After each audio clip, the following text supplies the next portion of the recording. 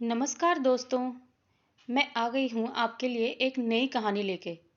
कहानी शुरू करूँ उससे पहले अगर आपने मेरे चैनल को सब्सक्राइब नहीं किया तो मेरे चैनल को सब्सक्राइब कर लें, इस वीडियो को लाइक करें और अपने फ्रेंड्स और फैमिली के साथ इस वीडियो को शेयर भी करें। तो चलिए कहानी शुरू करते हैं। समय की बात है, एक शहर में एक धोबी और एक कुम्हार रहते थे। घर पास पास ही था। एक दिन कुम्हार ने मिट्टी के बर्तन बनाए और उसने उन बर्तनों को सूखने के लिए धूप में रख दिया और आराम करने के लिए घर के अंदर चला गया। कुम्हार के अंदर जाने के कुछ देर बाद वहां दो गधे आए और आपस में झगड़ने लगे। इसके कारण कुम्हार के सारे बर्तन टूट गए।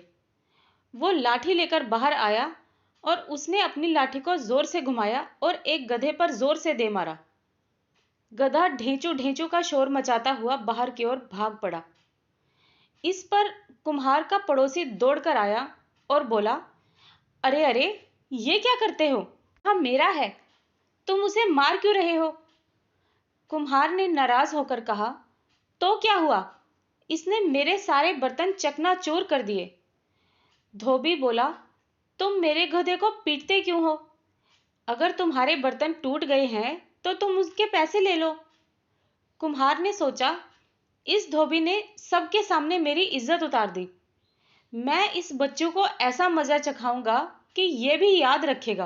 अगले दिन सुबह सुबह कुम्हार बादशाह अकबर के दरबार में पहुंच गया। उसने बादशाह को आदाब किया और बोला, जहांपना, मैं अदना सा कुम्हार हूं, आपके ही शहर में रहता हूं। अकबर बोला, बताओ क्या परेशानी है तुम्हें? कुम्हार बोला, जहांपना, मैं एक जरूरी बात बताने के लिए आया हूं। अकबर बोला, तो फिर जल्दी बताओ, क्या बात है? कुम्हार बोला, जहांपना, मेरा एक दोस्त फारस गया था। वो कुछ दिन पहले ही वापस आया है। उसने बताया, वहां आपके नाम का डंका बजता है, आपकी बड़ी इज्जत है वहां पर। मगर ये कहकर कुम्हार चुप हो गया। अकबर ने पूछा, हाँ हाँ, आगे बताओ, बात पूरी करो। कुम्हार बोला, आपके हाथियों के बारे में उनके ख्याल अच्छे नहीं हैं। अकबर ने आश्चर्य भरे स्वर में पूछा, हाथियों के बारे में? तुम कहना क्या चाहते हो? साफ साफ कहो। जी हाँ हजूर, उनका कहना है कि हमारे हाथी बड़े ही गंदे और काले हैं। हजूर, शाही हाथियों को तो साफ सुथरा होना चाहिए। कुम्हार ने अपनी बात पूरी की। बात तो तुम्हारी ठीक है कुम्हार, अकबर बोले। इस पर कुम्हार बोला, और हुजूर, मेरे दोस्त ने बताया कि फारस के शाह के हाथी खाने में सारे हाथी दूध की तरह सफेद हैं। अकबर ने समझ लिया ये कोई चालबाज आदमी है। फिर भी उन्होंने पूछा, मगर फारस के शाह अपने हाथियों को इतना साफ सुथरा कैसे रखते हैं? कुम्हार ने उत्तर दिया, सीधी सी बात है हुजूर, इस काम के लिए उन्होंने बढ़िया धोबियों की पूरी फौज लगा रखी है। कुम्हार की ऐसी बात सुनकर अकबर ने कहा, तो हम भी शहर के तमाम धोबियों को इस काम पर लगा देंगे। इस पर कुम्हार बोला, जहांपना, शहर का एक बेहतरीन धोबी मेरे पड़ोस में रहता है। वो अकेला ही इस काम के लिए काफी है। अकबर ने मन ही मन सोचा, तो ये अपने पड़ोसी को फंसाना चाहता है। लेकिन उन्होंने कहा, ठीक है, हम उसी को बुला लेते हैं। अकबर के आदेश पर धोबी को दरबार में हाजिर किया गया। वो डर के मारे कांप रहा था। उसने डरते हुए कहा, जहांपना, हुजूर, क्या आज्ञा है मेरे लिए? अकबर ने आदेश दिया, देखो, हमारे हाथी खाने के सारे हाथी काले हैं। तुम्हें इन्हें धोकर सफेद करना है। जी हुजूर, धोबी बोला। इसके बाद उसके सामने एक हाथी लाया गया। वो सुबह से शाम तक उसे धोता रहा, लेकिन काला हाथी सफेद ना हो सका। निराश होकर वो अपने घर की ओर चल पड़ा। उसने सोचा, ये सब उस कुम्हार की करतूत है, पर मैं करूं तो क्या करूं?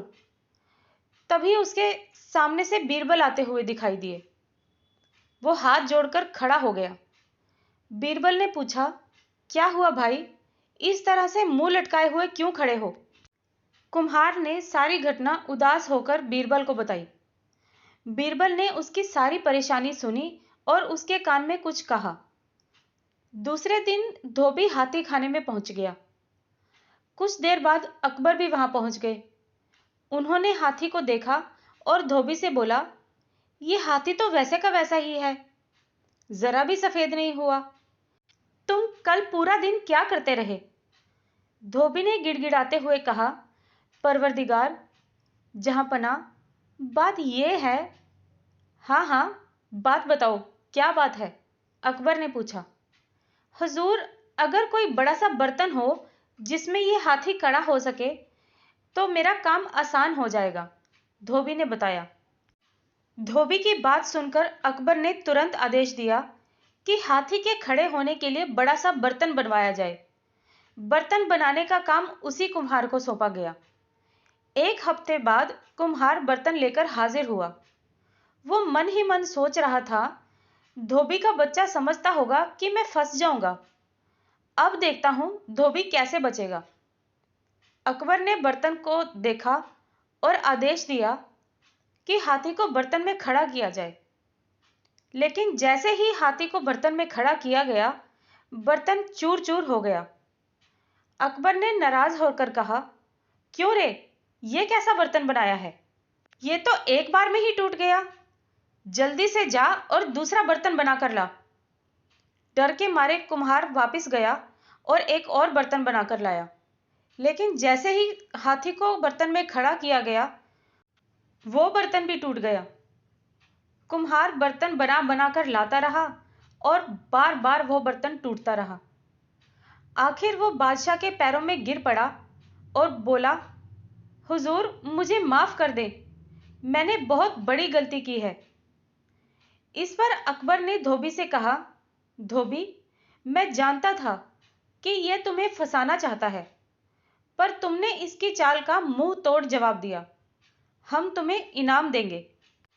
अकबर के मुंह से ऐसी बातें सुनकर धोबी हाथ जोड़कर खड़ा हो गया और उसने कहा, जहांपनाह, इनाम के असली हकदार मैं नहीं, बीरबल जी हैं। उन्हीं ने मुझे ये तरकीब सुझाई थी।